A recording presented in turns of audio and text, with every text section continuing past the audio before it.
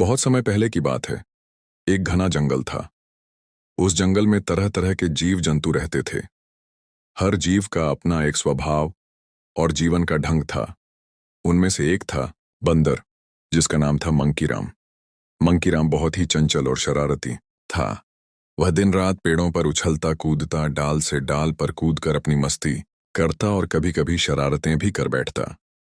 वह अपने चंचल स्वभाव की वजह से पूरे जंगल में मशहूर था। उसके दोस्त तो बहुत थे, लेकिन कभी कभी उसकी शरारतों से जानवर उससे नाराज भी हो जाते थे। उसी जंगल में एक खरगोश भी रहता था। उसका नाम था गोलू। गोलू बहुत ही प्यारा और मासूम खरगोश था। वह तेज दौड़ने में माहिर था, लेकिन उसका स्वभाव मंकीराम से बिल्कुल उल्टा था। गोलू शांत, सीधा सादा और मेहनती था। वह सुबह जल्दी उठकर अपने बिल से बाहर आता, गाजर और हरी घास खोजता और फिर उन्हें सुरक्षित अपने घर ले जाकर रखता।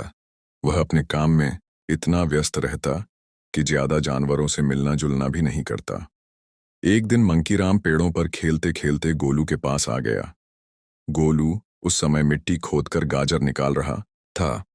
मंकीराम उसकी तरफ देखता रहा और फिर अचानक हंसते हुए बोला, अरे वाह, तुम तो दिन रात बस गाजर खोदते रहते हो। कभी जंगल की सैर भी कर लिया करो। जिंदगी सिर्फ खाने के लिए नहीं होती, मजे करने के लिए भी होती है। गोलू ने सिर उठाकर उसकी ओर देखा और शांत स्वर में कहा, मस्ती अच्छी है मंकीराम, लेकिन पेट भी तो भरना है। अगर मेहनत नहीं करेंगे तो कल को खाने को क्या होगा। तुम सारा दिन कूदते फांदते रहते हो, पर क्या तुम्हारे पास कभी खाने का कोई भंडार होता है? मंकीराम हंसते हुए बोला, अरे मैं तो हर दिन ताजे फल खा लेता हूं। पेड़ों पर इतना सब मिलता है कि जमा करने की जरूरत ही नहीं। गोलू ने कुछ नहीं कहा और चुपचाप गाजर निकालता रहा। समय बीतता गया। दोनों की यह मुलाकात धीरे धीरे दोस्ती में बदल गई। मंकीराम और गोलू अब अक्सर एक दूसरे के साथ समय बिताने लगे। मंकीराम गोलू को जंगल की सैर कराता और मजेदार खेल खिलाता। वहीं गोलू मंकीराम को सिखाता कि मेहनत करना और भविष्य के लिए तैयारी करना कितना जरूरी है। एक दिन जंगल में अचानक जोरदार तूफान आया। पेड़ों की डालियां टूटकर गिरने लगीं, नदियां उफान पर आ गईं और छोटे छोटे जानवर इधर उधर भागने लगे। मंकीराम उस समय पेड़ पर बैठा झूला झूल रहा था। जब तूफान तेज हुआ तो वह गिरते गिरते बचा। उसने जल्दी से छलांग लगाई और भागकर गोलू के बिल में पहुंचा। गोलू पहले ही तूफान की आशंका से अपने बिल में ढेर सारी घास और गाजर जमा कर चुका था। मंकीराम ने डरते डरते पूछा, गोलू, क्या मैं भी तुम्हारे साथ अंदर रह सकता हूं? गोलू ने बिना सोचे कहा, दोस्त, तुम मेरे लिए खास हो। आओ, अंदर आ जाओ। दोनों अंदर बैठे बैठे बाहर की आंधी सुनते रहे। गोलू ने अपने भंडार से मंकीराम को गाजर दी।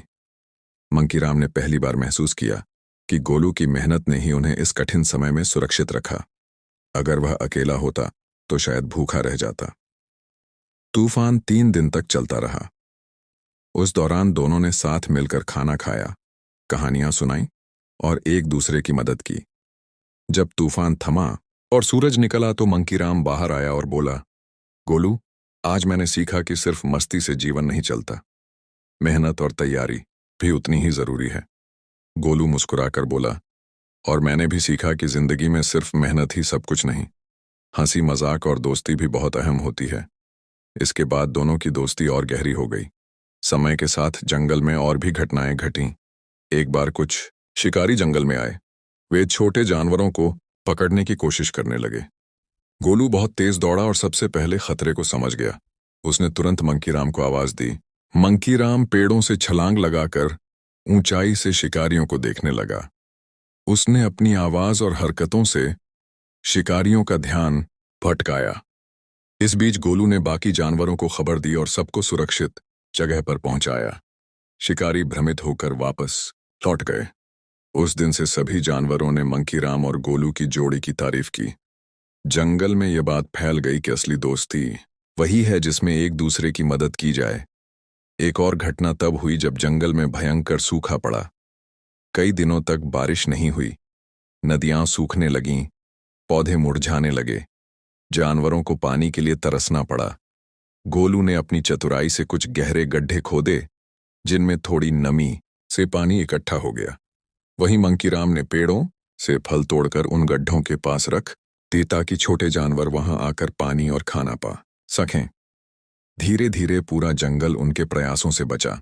सबने महसूस किया कि अगर हम मिलकर काम करें तो किसी भी संकट को झेला जा सकता है। मंकीराम और गोलू की दोस्ती अब पूरे जंगल में मिसाल बन गई थी।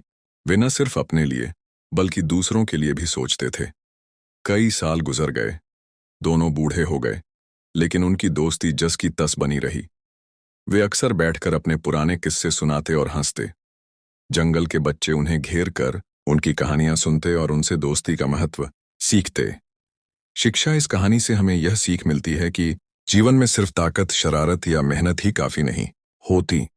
असली सफलता तब मिलती है जब हम बुद्धि, मेहनत और दोस्ती तीनों का सही संतुलन बनाएं। हमें हमेशा एक दूसरे की मदद करनी चाहिए। सच्ची दोस्ती वही है जो कठिन समय में काम आए।